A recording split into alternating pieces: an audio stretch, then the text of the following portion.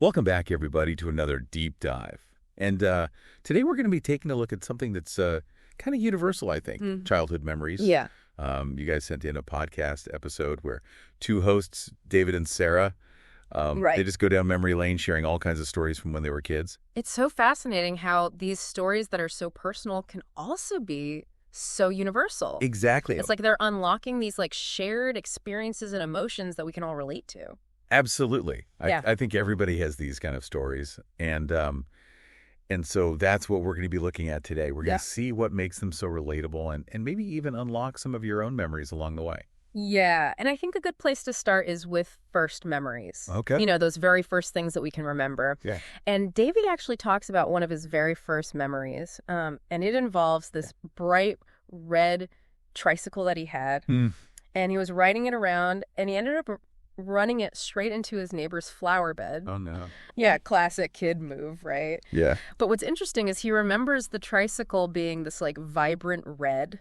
Oh, wow. And he can still picture his mom's face, like she was so embarrassed. That's funny. And it's amazing how often those first memories are tied to like strong sensory details. I see. Like a color or a sound or even a smell. Yeah. And I think it's because those sensory experiences, they're so powerful, especially when we're little. Right? That they become like anchors for our early memories. That makes sense. And then you add in the emotional element, like the mom's mortification in this case. Yeah. It makes it even more vivid. So what about your first memories? Do you have anything like that where it's like a sensory detail that like brings you right back? You know what? It's funny you mentioned that because my earliest memory is actually tied to a smell. Really? Yeah. I remember I must have been like 3 or 4 years old. Okay. And we were visiting my grandparents. And my grandma was baking these chocolate chip cookies. Oh, yeah. And the smell of those cookies just filled the whole house. Oh. And it's so funny because even now, whenever I smell freshly baked chocolate chip cookies, Yeah. I'm instantly transported back to my grandparents' kitchen. Oh, wow. So it's like those little things, those little details, those little moments can really like stick with you. Totally. So, okay. Yeah. Moving on from first memories, though. Okay. Another theme that popped up that I thought was super relatable, Mm-hmm. school days. Oh, yeah. Who doesn't have like some hilarious or awkward story from when they were in school? I mean, school's like this universal experience. It is. It's like this microcosm of society where we're all thrown together, Right. figuring out friendships, rivalries, Yeah. crutches, all that stuff. Social dynamics. Exactly. Uh-huh. And, of course, there's always a potential for mischief. Oh, yeah. When you get a bunch of kids together, I mean, what do you expect? I mean, David tells this great story about how he and his friend Jake decided to swap out all the whiteboard markers in their classroom Oh, no. with crayons. Yeah. So the teacher comes in, ready to write on the board and nothing. Oh, that's hilarious. It's classic kid stuff, you know? Totally. And it's so relatable It is. because I think we've all done something similar, Yeah. you know, just testing those boundaries, Yeah. seeing what we can get away with. But it's harmless. It's fun. Exactly. Just a little harmless fun. But sometimes those school day memories are less about the mischief and more about just trying to, like, fit in or impress someone. Oh, yeah, for sure. Like Sarah's story. Okay, what does she do? Oh, you're going to love this. Okay. So she had this huge crush on this boy in her class. Mm-hmm.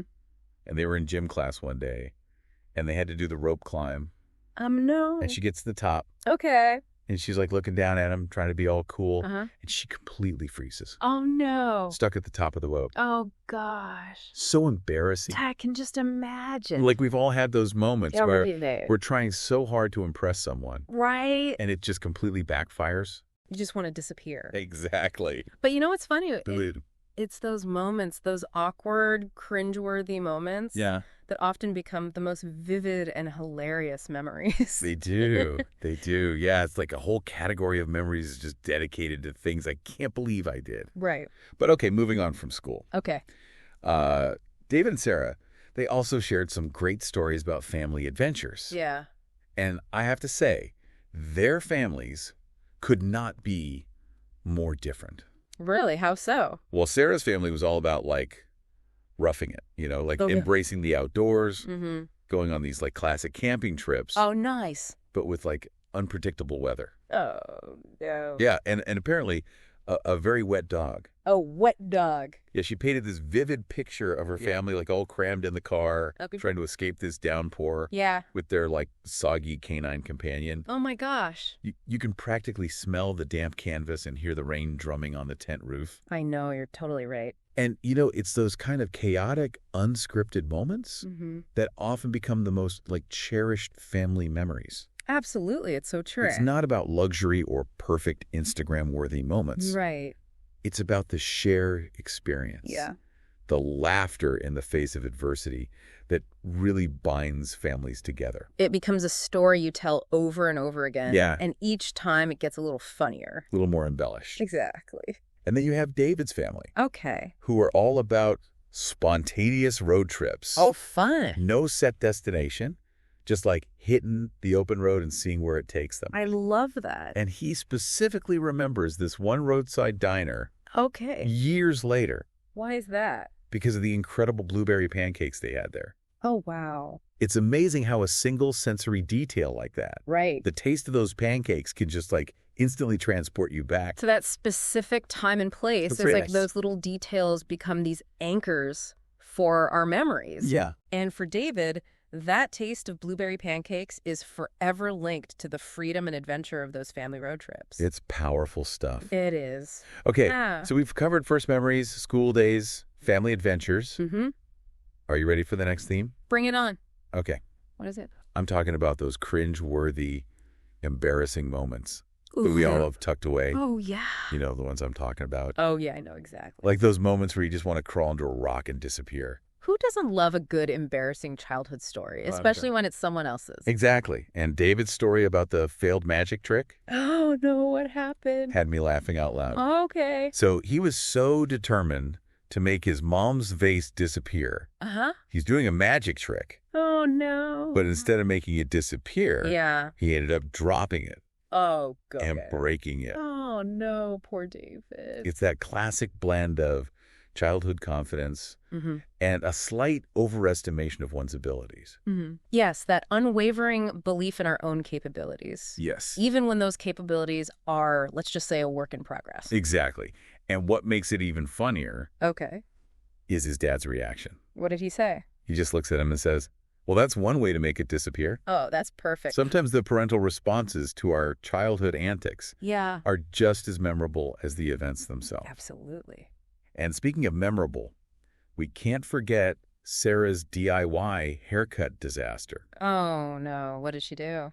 The infamous bowl cut. Oh, no. The bowl cut strikes again. It's almost a rite of passage, It is. that urge to take matters into your own hands, Yeah. especially when it comes to hair. I think it's that combination of curiosity, Yeah. a desire for independence, and perhaps a slight lack of understanding of how scissors actually work. Or maybe the bowl cut was just like the height of fashion back then. Maybe. Maybe not. But what's important is that these stories, Yeah. while cringeworthy in retrospect, they remind us that making mistakes is an inherent part of growing up. Yeah, it's how we learn. It's how we develop a sense of humor about ourselves. Right. And hopefully how we gain a healthy respect for professional hairstylists. Absolutely. Could not agree more. But you know what? Yeah. This actually leads us to a really insightful part of the podcast Okay. where David and Sara, they start reflecting on the lessons they learned Oh, interesting. from all these childhood experiences. Mm-hmm. It's almost like they're looking back with a newfound appreciation Yeah. for how those seemingly insignificant moments actually shaped who they are today. I love that. It is. It's like those moments, they help shape their personalities, their values, who they are today. Exactly. And it's interesting because David, he kind of realizes that, not all of his ideas were as brilliant as he thought they were. Mm-hmm. Like that magic trick, for example. Yeah. Not so magical after all. Not so much. But it's a valuable lesson for all of us. It is. No matter what age we are, sometimes our ideas, they don't always pan out the way we expect. And Sara, she learns to appreciate the expertise of others, Oh, yeah.